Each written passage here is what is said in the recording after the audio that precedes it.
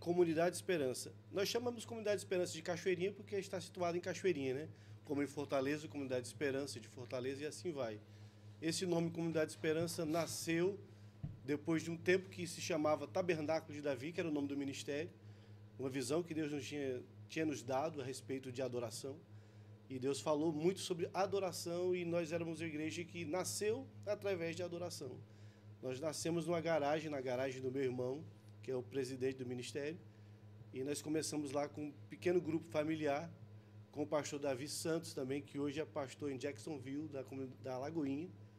Ele passou esse tempo com a gente no início da igreja, e um certo dia surgiu o desejo no nosso coração de diminuir, deixar só com o nome de ministério, Tabernáculo de Davi, que era muito grande, e a gente tinha conhecimento do que se tratava, as pessoas achavam difícil também de chamar. Vamos pensar num nome que retrate algo assim, que traga esperança para as pessoas, que as pessoas vão a esse lugar e elas saiam renovadas com a palavra de Deus, com a fé em Deus. Aí, por que não Esperança? Surgiu o nome Esperança, um nome pequeno. Então vamos chamar, em vez de Igreja Comunidade, Igreja Esperança, ou talvez Igreja Comunidade Esperança, só Comunidade Esperança. Legal. E assim Legal. surgiu. O senhor sabe que esperança é uma palavra muito forte. Sim. Fugindo um pouco da pauta aqui, o meu versículo, todos nós temos um versículo da nossa preferência. O meu versículo é Hebreus 6,19. Temos essa esperança como âncora da alma. Glória a Deus. Esse é o meu versículo. E no futuro aí, eu já tenho até uma imagem. Estou estudando aí, orando para ver se Deus me permite tatuar ou não. Mas isso fica para outro dia. Sua igreja é em Cachoeirinha. Em Cachoeirinha. Qual bairro? Granja Esperança. Granja Esperança, olha só. Legal. E há quantos anos existe a sua igreja? Aqui em Cachoeirinha há 13 anos. Tá. Já em Fortaleza há 17. Sim. E 16 no interior, 400 quilômetros de Fortaleza. Legal. Tem também em Volta Redonda, acho que Volta Redonda está ali, eu não sei exatamente, eu não lembro de cabeça aqui, mas já deve ter uns 10 anos.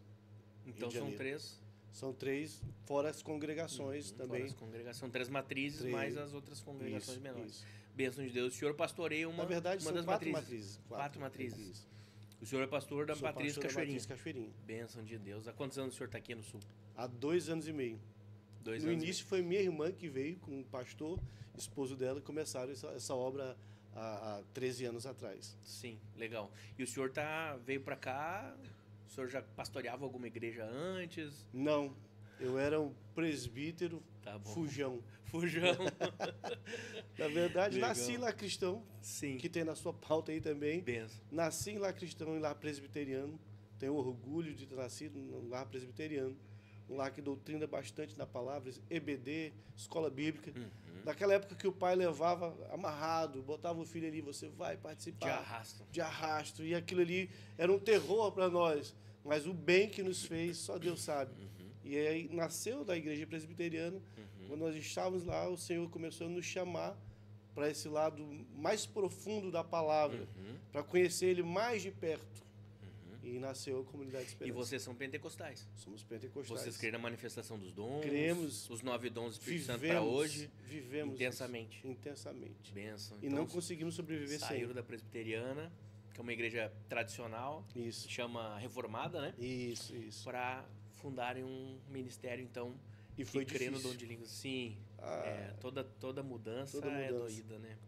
Perderam pessoas. Perdemos pessoas e os parentes não aderiram no início, não digeriram a ideia. Muito complicado. No início é como se nós fôssemos traidores. Isso. Traidores do Evangelho.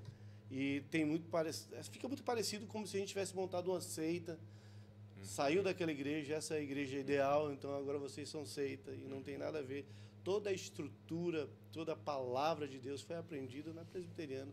Nós somos discipulados lá. Enraizados lá. Nossa raiz é presbiteriana. De repente o Senhor nos fez olhar uma passagem da Bíblia, Marcos 16, versículo 16.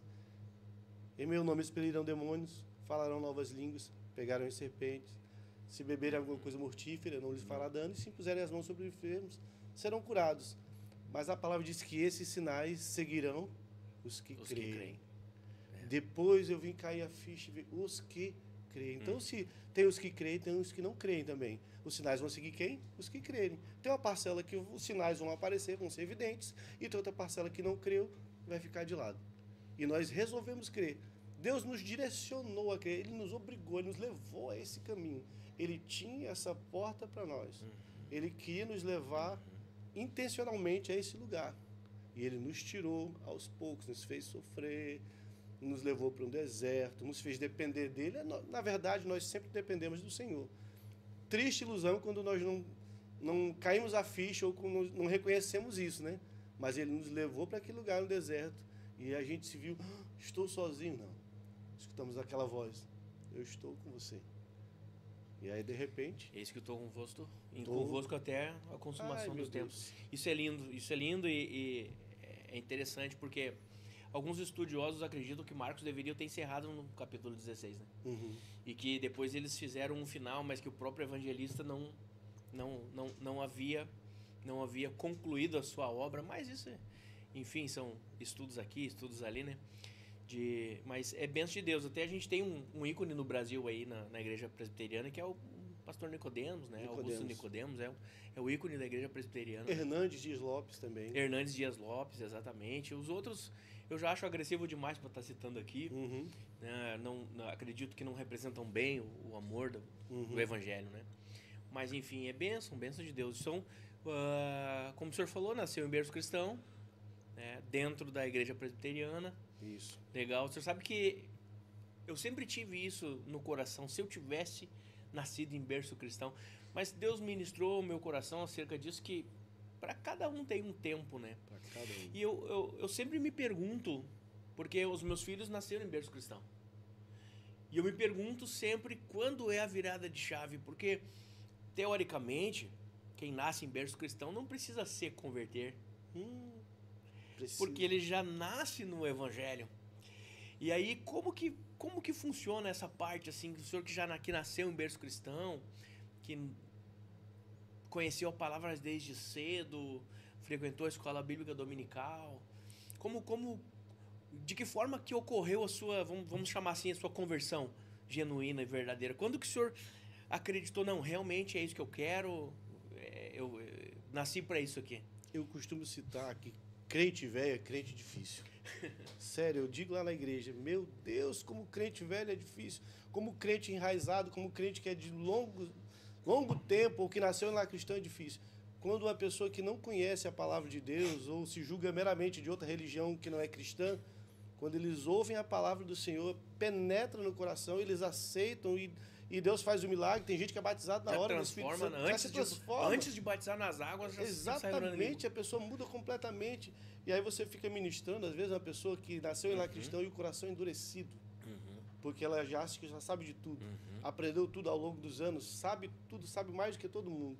E você começa a se achar o super crente sem ser esse super crente. E aí Jesus traz a realidade. Talvez aquele mesmo pensamento de Elias que Elias teve, diz, poxa, só eu agora de profeta, e o Senhor diz, acorda, Elias. Tem mais 7 mil, rapaz. Você não sabe de nada, sabe? Você acha que sabe de tudo. Então, acho que a gente tem esse pensamento.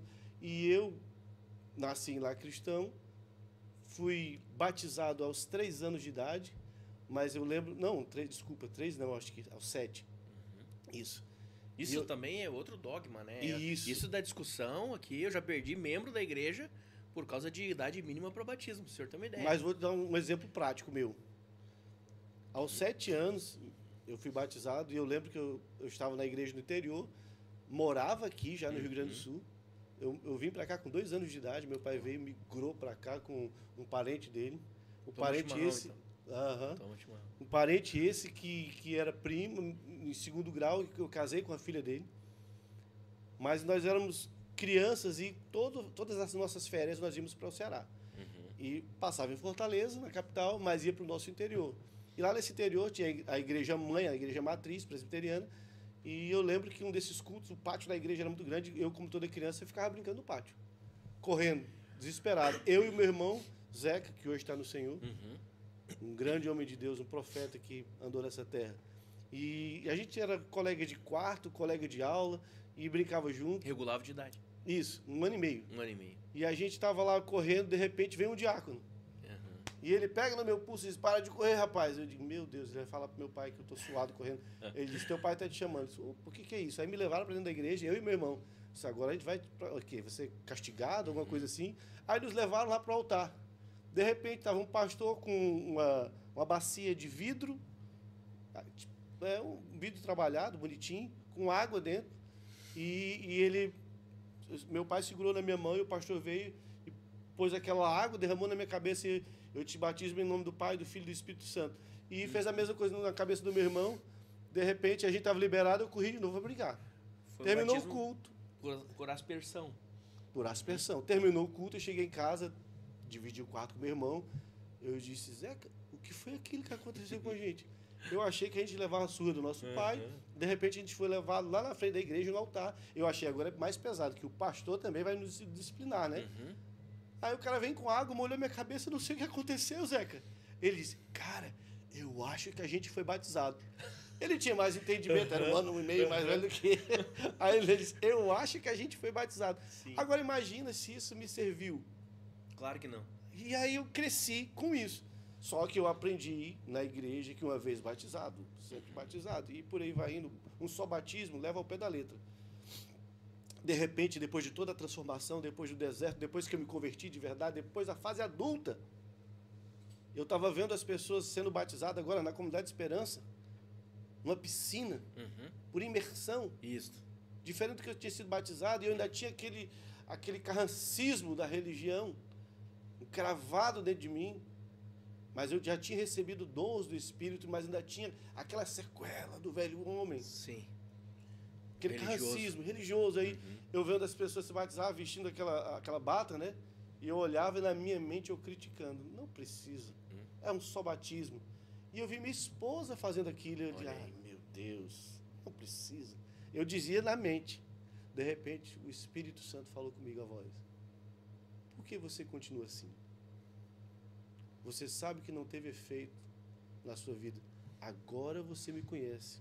Agora você tem relacionamento. Não é hora de você provar para o mundo que você mudou.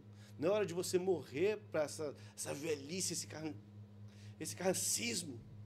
Não é hora de você deixar de lado totalmente e nascer para mim.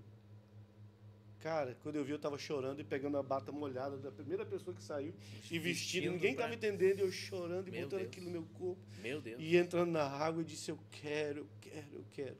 Eu quero mostrar para o mundo que eu sou outra pessoa.